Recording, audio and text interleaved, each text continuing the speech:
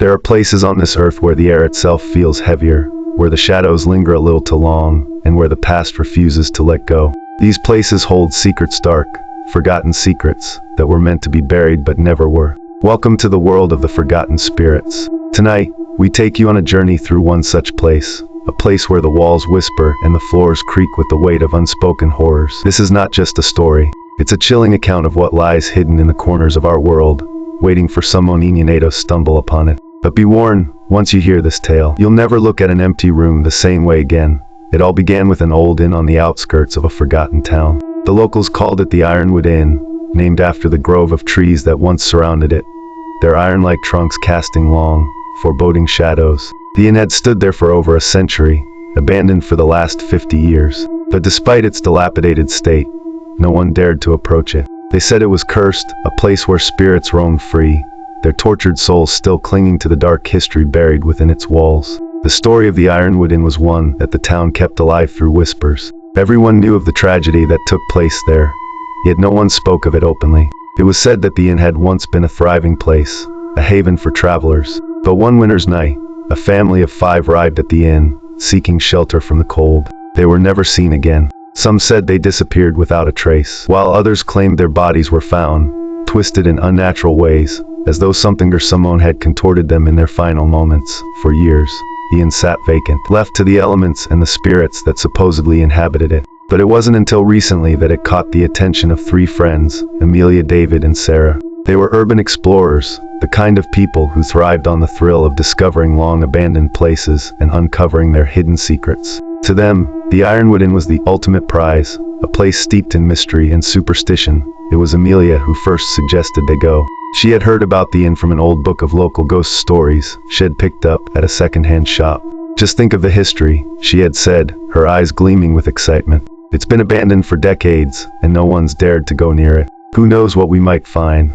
David was hesitant at first. He didn't believe in ghosts, but there was something about the Ironwood Inn that made him uneasy. Maybe it was the way the townspeople spoke of it, their voices lowering as if they feared something might hear them. Still, he didn't want to seem like a coward in front of Amelia and Sarah, so he agreed to go along. The trio set out one cold autumn afternoon, the sky overcast and the air thick with the promise of rain. The road to the inn was long and winding, with trees on either side that seemed too close and the further they went. By the time they reached the inn, the sun was beginning to set, casting an eerie orange glow over the dilapidated building. The Ironwood Inn was exactly as they had imagined, dark, crumbling, and ominous. The windows were boarded up, and the once grand entrance was now a rotting mass of wood and rusted hinges. But despite its decayed appearance, there was something about the inn that made it feel alive, as if it were watching them, waiting for them to step inside. Amelia was the first to cross the threshold, her flashlight cutting through the thick darkness inside.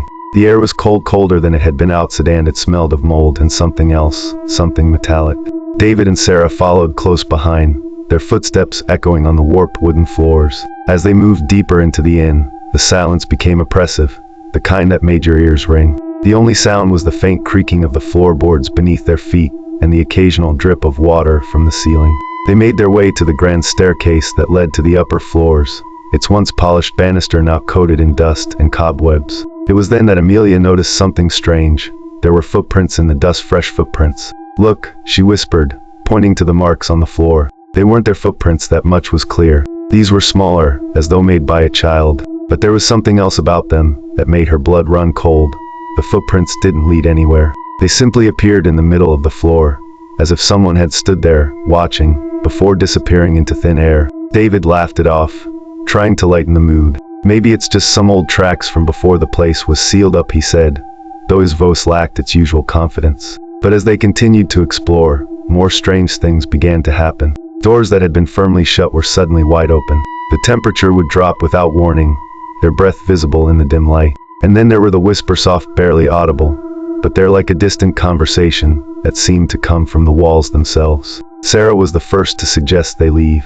"This place isn't right," she said, her voice trembling. "We should go." But Amelia was determined. She had come this far and wasn't about to leave without uncovering the inn's secrets. She had read about a hidden room, one that wasn't on the official floor plan, a room where the inn's original owners were said to have performed strange rituals. According to the stories, it was in that room where the spirits of the forgotten lingered, waiting for someone to free them. The three of them searched for hours, combing through the inn's decayed interior, but they found nothing. It wasn't until Amelia accidentally knocked over an old, dusty bookshelf that they discovered it, a hidden door, cleverly concealed behind the rotting wood.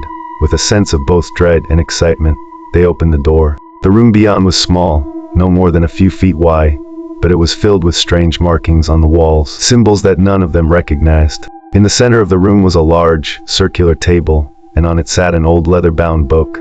Amelia reached for the book, but as soon as her fingers touched it, the room grew colder, so cold that their breath came out in thick clouds. And then, without warning, the door slammed shut behind them. David rushed to open it, but it wouldn't budge. "We're trapped," he said, panic rising in his voice. But before any of them could react, the whispers returned. Only this time, they were louder, clearer, and coming from directly behind them. Slowly, they turned, and what they saw froze them in place. Standing in the corner of the room was a figure, pale, translucent, and childlike.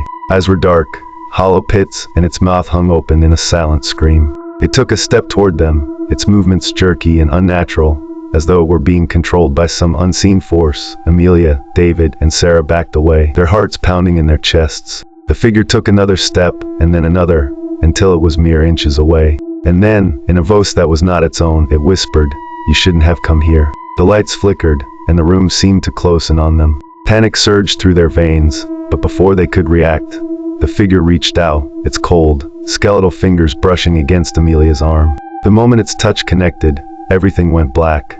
When Amelia opened her eyes, she was no longer in the room. She was standing in the middle of the Ironwood Inn's main hall, but something was different. The inn was no longer decayed, it was as it had been in its prime.